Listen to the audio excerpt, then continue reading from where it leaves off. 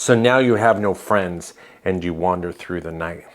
And now you watch the sunrise through a rifle sight. Well, don't listen to them that say it's all been done. They got time to talk because the race has been run. Advice to a graduate. Is there a person, artist, band that you can no longer listen to their music? I'm not talking about some appalling scenester stage you went through in high school. And when you came out of it, you're like, yeah, that nostalgia isn't sticky. Ain't going back to that. I'm not talking about the music. I'm talking about maybe like Mazzy's famous wanker video. There's a stance, political or otherwise, opinion that you just can't separate. Most of the time we can separate it, but there's just that one thing you can't separate it, and you want nothing to do with them anymore. You know, I'm gonna be honest with you. I haven't listened to any of Bill Gates' solo albums since that Epstein shit. I can't be alone in that. Maybe it's the way they've treated other human beings in their life or fans that just has turned you off so much. Or maybe it's their lifestyle. Maybe the way the band ended or the demise of a person in that band or an artist, you're just heartbroken. Well, I'm heartbroken still about one artist and I can't listen to them. This is a heavier video for the Reverend Rock and Rollin' YouTube channel to the stars. And I am the Reverend Rock and Rollin' founder, pastor, spiritual advisor, the Church of Elvis and even more Latter-day Saints. I'm heartbroken still, and particularly what happened the day they passed cemented almost a self-fulfilling prophecy of, yeah, this is going to be a problem to listen to this person. And I'm talking about the late, great David Berman of Silver Jews and his last moniker band name Purple Mountains. David died in 2019, I believe, with a long battle of mental illness, severe depression. I'm not an expert in his life. But to me, in at least my generation, what have I been exposed to in the modernity of my generation? David Berman was the greatest lyricist poet that I had been exposed to of that era, hands down. He grew up in Dallas. He died at the age of 52, but he grew up in Dallas. Broken home early. Mental illness plagued him early, led him to participate taking drugs and alcohol early. But he was smart, he was bright, and he went to the University of Virginia. And he met friends, life friends, Stephen Malkmus, Bob Nastanovich, who went on to form Pavement. It's so great to see their clips in Europe. You know, since the pandemic, I'm just so glad like bands like Pavement and other bands and artists are making some money after this shutdowns and pandemics. It's really important for their families. The three of them bonded at the University of Virginia over punk rock, esoteric music, literature, and probably most importantly, sports. Three of them love sports. David and Stephen, at one point after graduation, were working as security guards in the Whitney Museum in New York, which is hilarious and frightening at the same time. They saw lots of great music in those early 90s in New York.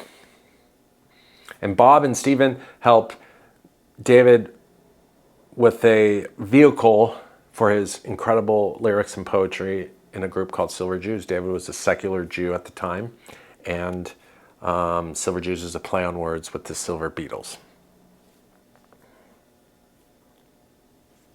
Silver Jews, to me and to others out there, have some of the most memorable lines in pop music. He had a special form of country music where it was consistently around him in his life growing up in Texas, but ignored it, but turned to it after he learned how great country music and how many great storytellers there were in the past. And he did a great job at it. He got a master's at the University of Massachusetts Amherst in writing David was torn between two worlds.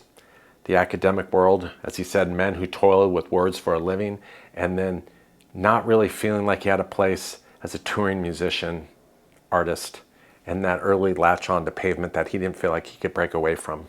But David could do both.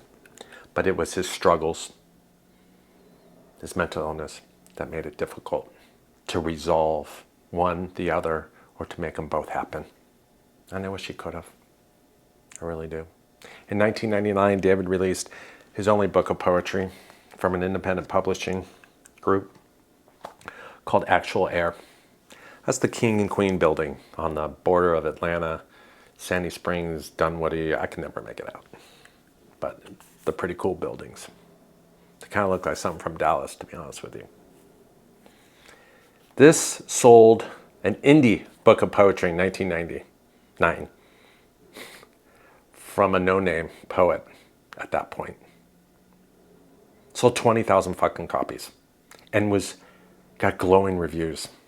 An independent poetry book in the late 90s sold 20,000 copies. That's a small miracle, if not a miracle. I've given out multiple copies of this book till I couldn't afford to give it out anymore. His last album under the moniker Purple Mountains, after about a 10-year hiatus, reminded me I needed to buy this book again because I can no longer afford to give it away considering how expensive it got. And what freaked me out is I got a notice on my phone that I had a delivery of this book in my locker. Got the notice, and then I went and started kicking rocks on Twitter and saw that David died. I left this book in my locker for 5 days. I couldn't come to go pick it up. I couldn't do it. It freaked me out. When he died, people referred to this, and other people that really were just writing an obituary to write an obituary referred to him as, his lyrics as morose, almost like Morrissey. I'm a Smiths fan. No offense to Smiths fans. Morrissey could write 20,000 books of poetry, 20,000 albums, still have his appalling novel, and he wouldn't come close to this. David had this remarkable ability to take autobiographical things, the mundane, ordinary observations, with wit and humor, and bend them into abstractions that still kept you present, but it wasn't vain. It wasn't elitist. It was welcoming. He worked hard on these poems. He worked hard on his lyrics. To me, David was almost like an Eggleston photo come to life in his poetry, where it's ordinary. But you know that Eggleston saw something. He saw something secret. He saw an angle that he wanted you to see that slightly shifted the sand beneath you. That's what David was. He slightly shifted things, but he did it with openness and humor, never with vanity. Now, there's no doubt with people that suffer severe depression, it can be difficult to work with or be around, even though you love them dearly. And he tried, before Purple Mountains, to make an album with the great Dan Bahar of, if I'm pronouncing his name right, I never know if I'm pronouncing his name right, because I've never heard it pronounced, of the great New Pornographers and his excellent Destroyer, and even brought Stephen Malcolmus. And they got tracks down, they got everything laid out, and David scrapped it. His depression, his anxiety, his fear couldn't allow him to move forward with it. He scrapped it.